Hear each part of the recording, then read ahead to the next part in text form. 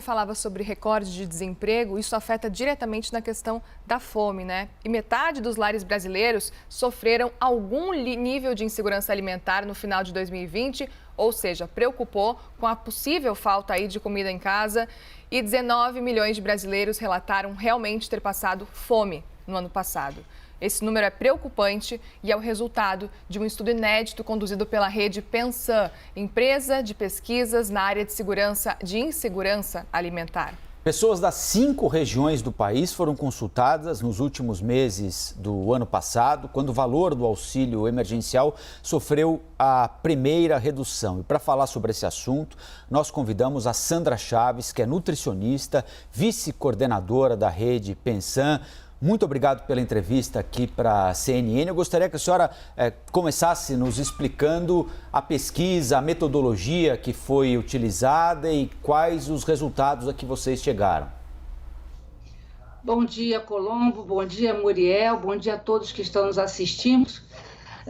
Agradecemos em nome da Rede Brasileira de Pesquisa em Soberania e Segurança Alimentar pela oportunidade. A pesquisa, como foi anunciado, ela aplica uma escala que foi validada no Brasil desde 2004, Escala Brasileira de Insegurança Alimentar, que mede exatamente nos lares brasileiros, né, nos domicílios, a situação de segurança alimentar, que é o acesso aos alimentos para manter a sua alimentação adequada, e 3 níveis de insegurança. A leve, que é quando é a preocupação de faltar dinheiro para comprar comida e já alguma alteração. A moderada, quando há alteração qualitativa e quantitativa para manter um certo padrão, e isso em relação aos adultos. E a grave, quando já não há proteção e adultos e crianças passam privação, uma precariedade total no acesso aos alimentos. A pesquisa foi realizada em 5 regiões do país, 2.180 domicílios foram pesquisados. E o que nós registramos foi que, por exemplo, em 2013, nós tínhamos 77% dos domicílios brasileiros em situação de segurança alimentar. Foi o nosso melhor resultado desde que a pesquisa começou a ser realizada em 2004. 77% dos domicílios, portanto, 33% em algum grau de insegurança. Em 2020, e a pesquisa, como o Colombo destacou, foi realizada presencialmente em domicílios brasileiros nas 5 regiões do país, urbano e rural. Foi realizada de 5 a 20 de dezembro de 2020, portanto, na vigência do auxílio emergencial, já com um valor um pouco menor, e nós tivemos apenas 44% dos domicílios brasileiros em situação de segurança alimentar, o que nos coloca no patamar de 55% dos brasileiros, ou 116 milhões de brasileiros em alguma situação de insegurança alimentar. Esse é um resultado que nos coloca mais de 15 anos atrás, um retrocesso de mais de 15 anos em termos de segurança alimentar e nutricional no país. Sandra, e as desigualdades, essa insegurança alimentar, ela está presente mais em alguma região? Sim, sempre. O fenômeno, a situação de segurança alimentar e nutricional é extremamente sensível ao conjunto das desigualdades que estão muito impregnadas na nossa sociedade. Desigualdade de renda, desigualdade de acesso a saneamento, qualidade de moradia, emprego, né, e renda. Então, isso sempre houve uma diferença, mas nós conseguimos chegar a um certo patamar de grande redução de diferença até 2014.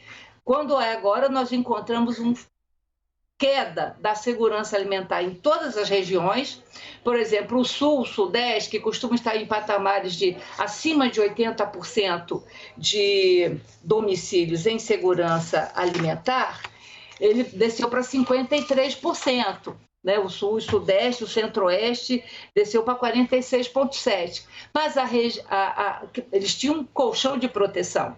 A região Norte e Nordeste tinha um menor colchão de proteção e hoje nós temos uma insegurança grave, que é fome, em 13,8% dos domicílios no Nordeste brasileiro e de 18,1% em 18,1% dos domicílios no norte do país. No Sudeste são 6%. Então, portanto, a situação no norte do país é 3 vezes mais grave em termos de insegurança alimentar grave, fome, no norte do país. E 2 vezes mais grave em termos dessa fome na região nordeste do país. Agora, Sandra, a gente está falando de algo que não pode esperar, né? Que é fome. A pessoa não pode esperar amanhã para comer, não pode ter a promessa que daqui 15 dias vai melhorar. Ela precisa tomar café da manhã, almoçar e jantar pelo menos hoje, agora, né? Nós acabamos de noticiar aqui desemprego recorde. Nós não sabemos quando a pandemia vai passar. Nós não sabemos quando haverá geração de emprego suficiente para incluir muitos brasileiros na economia novamente. E repito, as pessoas precisam comer agora. O que é que a gente tem de fazer agora para oferecer alimento a quem não tem alimento nesse cenário de absoluta incerteza ainda, de economia cambaleante, de falta de vacina? Como é que a gente oferece almoço hoje, meio-dia, para essa gente, hein, Sandra? Olha, Colombo, desde 1993, 94, nós aprendemos com Herbert de Souza, Betinho, na Ação da Cidadania contra a Fome e a Miséria pela Vida, que quem tem fome tem pressa, é uma urgência. Na urgência, a solidariedade tem sido a salvação. A solidariedade de muitos que se organizam nos condomínios, nas ruas, nas praças, tem sido o grande esteio, a grande força. Outra coisa, a pesquisa nos ensina, né, nos mostra que um domicílio no Nordeste, rural, chefiado por uma mulher de cor preta ou parda, de baixa escolaridade e baixa renda, tem um altíssimo risco de viver em insegurança alimentar. Então, esses dados nos ensinam onde nós devemos chegar com a nossa ajuda.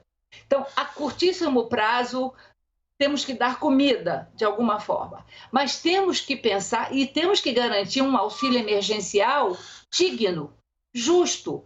Os estudos mostram, se você tem até 1/4 de salário mínimo, como renda mensal per capita, né, mais ou menos R$250 por pessoa na família, você tem uma insegurança grave altíssima.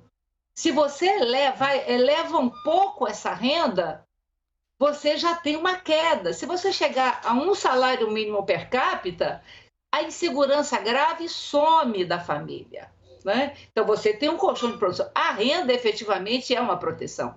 Então, o auxílio emergencial, pelo menos nos patamares que conseguimos contemplar no ano passado, seria essencial para dar dignidade a alguma condição de sobrevivência vida à nossa população. Pelo menos isso, para garantir o mínimo de alimentação, além da solidariedade e de todo o trabalho que vamos precisar fazer para reconstituir os direitos sociais, porque há um conjunto de políticas sociais que vêm sendo paralisadas, e isso compromete muito a segurança alimentar, a saúde, toda a condição de vida da população.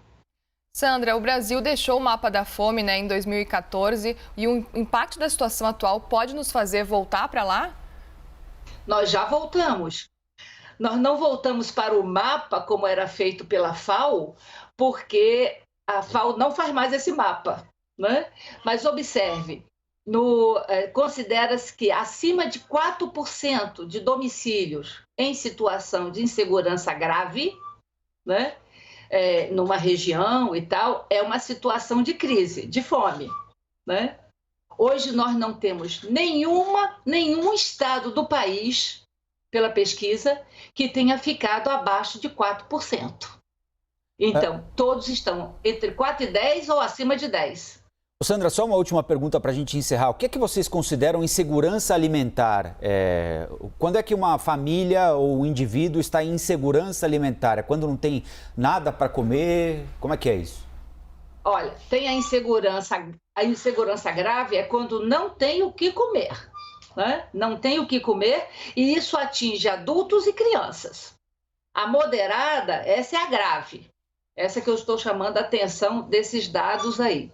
Quando a gente fala em insegurança leve, é que a pessoa tem preocupação pode perder o emprego, porque muitos estão nessa situação de vulnerabilidade. Essa insegurança leve, que hoje atinge 37% dos domicílios brasileiros, se a pessoa perder a renda amanhã, ela cai para moderada. Na moderada, já tem alteração da quantidade e da qualidade da alimentação, tenta-se proteger a criança. E na grave, não há proteção.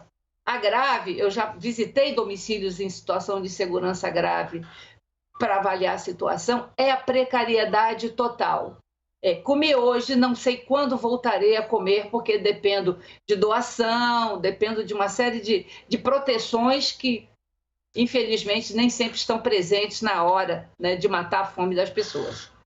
Sandra Chaves, nutricionista, vice-coordenadora da Rede Pensan, muito obrigado pelos esclarecimentos, pelo alerta dado a todos que estão nos acompanhando aqui e pelo reforço que, além da necessidade de medidas governamentais, de auxílio emergencial, a solidariedade é muito importante a essa altura aqui do campeonato. Um ótimo dia para você, Sandra, e até uma próxima. Obrigada para vocês também.